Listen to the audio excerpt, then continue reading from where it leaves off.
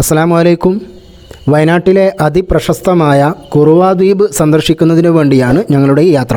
മാനന്തവാടിയിൽ നിന്ന് ഏകദേശം 15 കിലോമീറ്ററിൽ താഴെ ദൂരം മാത്രമേ കുറുവ ദ്വീപിലേക്കുള്ളൂ. കുറുവ ദ്വീപിലേക്ക് എത്തിച്ചേരുന്നതിന് മുമ്പ് നമ്മൾ കാണുന്ന മനോഹരമായ കാഴ്ചകളിലൊന്നാണ് ഈ ട്രൈബൽ മ്യൂസിയം. വയനാട്ടിലെ പരമ്പരാഗത വിഭാഗമായ ആദിവാസി വിഭാഗങ്ങളുടെ ജീവിതം, അവരുടെ സംസ്കാരം, അവരുടെ വേഷം, ഭാഷ, ആഭരണങ്ങൾ തുടങ്ങി അവരുടെ ജീവിത പരിസരത്തെ പരിചയപ്പെടുത്തുന്ന ഈ ട്രൈബൽ മ്യൂസിയം വയനാടിനെക്കുറിച്ചും ആദിവാസികളെക്കുറിച്ചുമൊക്കെ പഠിക്കാൻ ആഗ്രഹിക്കുന്നവർക്ക് ഒരു പാഠപുസ്തകം കൂടിയാണ്.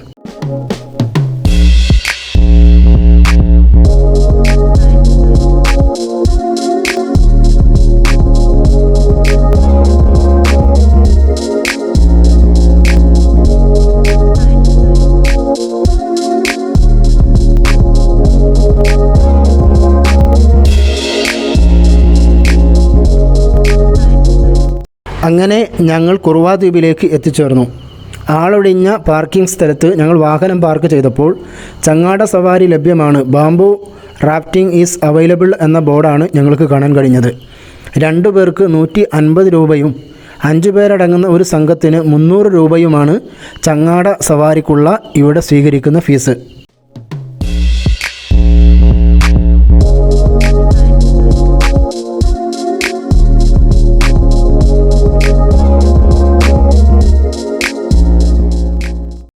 ടിക്കറ്റ് വാങ്ങി ചങ്ങാട സവാരി ഉദ്ദേശിച്ച് ഞങ്ങൾ മുന്നോട്ട് നീങ്ങി. കോവിഡ് കാലമായതുകൊണ്ടാണ് അവിടെ തിരക്ക് വളരെ കുറവായിരുന്നു.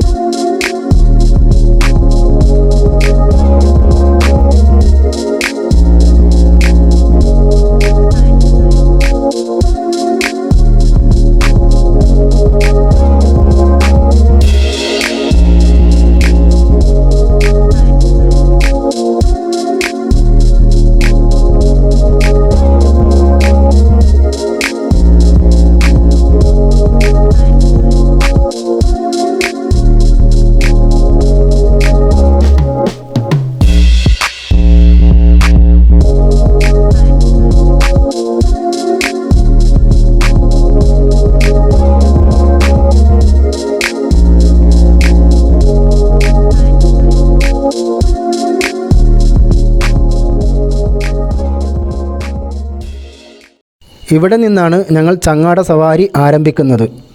മുള കൊണ്ട് കെട്ടിയ മനോഹരമായ ചങ്ങാടം, അല്പം പഴമ തോന്നിക്കുന്നുണ്ട് എന്ന് മാത്രം. ഈ സുഹൃത്താണ് ഞങ്ങളെ ചങ്ങാടത്തിൽ മുമ്പോട്ട് നയിക്കുന്നത്.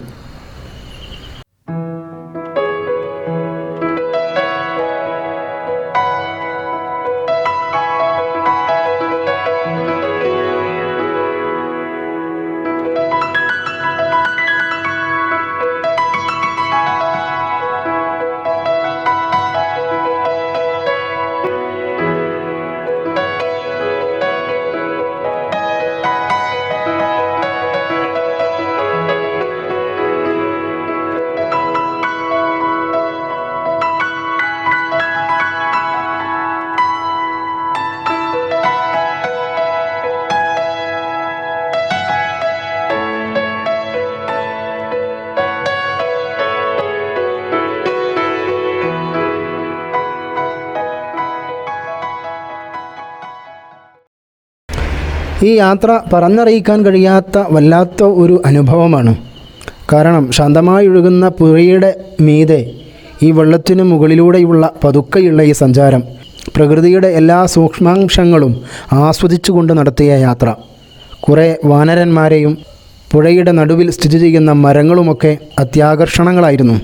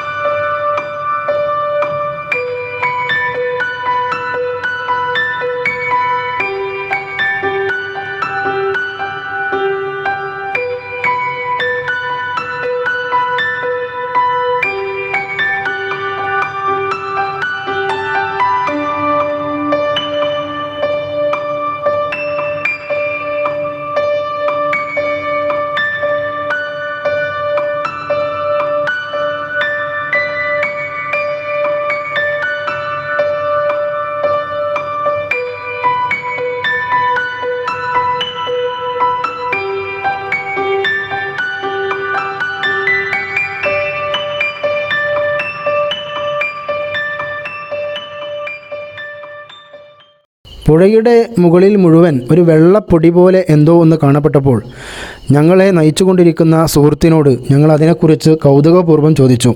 വെള്ളം കലങ്ങി രൂപപ്പെട്ട എന്തോ പാടയോ മറ്റോ ആണ് എന്നാണ് ആദ്യം കരുതിയത്. പക്ഷേ സംഗതി അതല്ല. ഞങ്ങളുടെ തലക്ക് മുകളിലുള്ള ഈ മരങ്ങളിൽ നിന്ന് കൊഴിഞ്ഞു വീഴുന്ന പുഷ്പങ്ങളാണത്രേ ഈ വെള്ളം മുഴുവനും പരന്നു കിടക്കുന്നത്.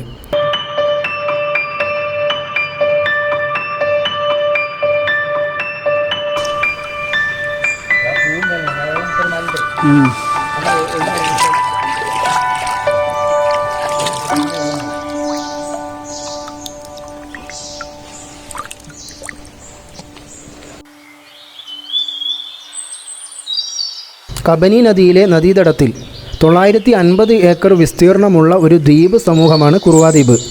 കേരളത്തിൽ നിന്നും കിഴക്കോട്ടൊഴുകുന്ന നദിയായ കബനിയുടെ പോഷക നദിയിലാണ് കുറുവാ ദ്വീപ് സ്ഥിതി ചെയ്യുന്നത്. ജനവാസം തീരെയില്ലാത്ത ദ്വീപാണിത്. സംരക്ഷിത മേഖലയായ ഇവിടെ പലതരത്തിലുള്ള പക്ഷികളും ഔഷധ ചെടികളും സസ്യങ്ങളും വളരുന്നുണ്ട്. 150ഓളം ചെറു ദ്വീപുകളുടെ കൂട്ടമാണ് ഈ പ്രദേശം. ഇപ്പോൾ ഇവിടെ ചങ്ങാട സവാരി മാത്രമേ അനുവദനീയമായിട്ടുള്ളൂ. കോവിഡ് ആയതുകൊണ്ട് കാട്ടിലേക്കുള്ള പ്രവേശനം ഇപ്പോൾ വിലക്കിയിട്ടുണ്ട് എന്ന് ഈ സഹോദരൻ ഞങ്ങളോട് പറഞ്ഞു.